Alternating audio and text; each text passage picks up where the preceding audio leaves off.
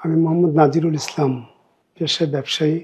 গত 2 মাস ধরে আমার অস্বাভাবিক একটু শরীরের মধ্যে সমস্যা হচ্ছিল, বুকে ব্যথা, মাথা ঘোরানো।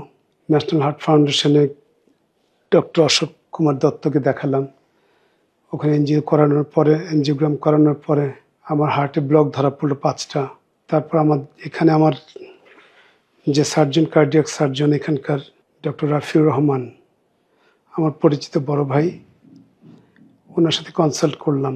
রাফি ভাই 1 মাস আমাকে নিয়ে অনেক গবেষণা করলেন, অনেক টেস্ট, অনেক কথাবার্তা, অনেক কনসালটেন্সি করলেন আমাকে নিয়ে। যখন আমি গত 30 তারিখে অপারেশনের দিকে যাব, 30শে অগস্ট, কিন্তু এর মধ্যে আমার থাইরয়েড ধরা পড়লো। আমার থাইরয়েড ছিল না আগে। এনজিওগ্রাম করানোর পরে হয়তো বা এখানকার আরেকজন ডক্টর অ্যানেস্থেশিয়া, উনি বললেন যে আপনার হয়তো থাইরয়েড থাকতে পারে।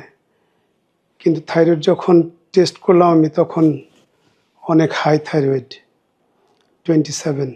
এটা নিয়ে যুদ্ধ করা শুরু করলাম, টেস্ট করতে কমিয়ে এনে গত 6 তারিখে আমি হঠাৎ করে বাসায় সেন্সলেস হয়ে গেলাম 3-4 বার। সাথে সাথে রাফি ভাইয়ের এখানে চলে আসলাম। রাফি ভাইকে বলে, ডাক্তার রাফিউর রহমান, রাফি ভাইকে বলার পরে ওই রাত্রে আমার অপারেশন হওয়ার কথা ছিল, কিন্তু কিছু একটা টেস্ট ভালো হওয়ার কারণে তারপর দিন সকালে আমার অপারেশন হলো, বাইপাস।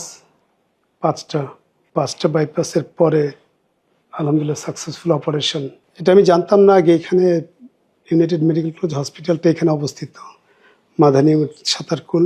ডাক্তার রাফি ভাইয়ের প্রত্যক্ষ গাইড একদম, এবং উনি যেটা বললেন যে বাংলাদেশে এটা এখন পানি ভাত, ওপেন হার্ট সার্জারি, এবং আমরা একটা বিশাল টিম। এবং আমি দেখলাম এখানে আসার পর থেকে, অপারেশনের পর থেকে আজকে পর্যন্ত 24 আওয়ার্স অবজারভেশন, 2জন করে নার্স, দক্ষ নার্স, কার্ডিয়াকের উপরে দক্ষ নার্স 2জন করে 24 আওয়ার্স থাকে।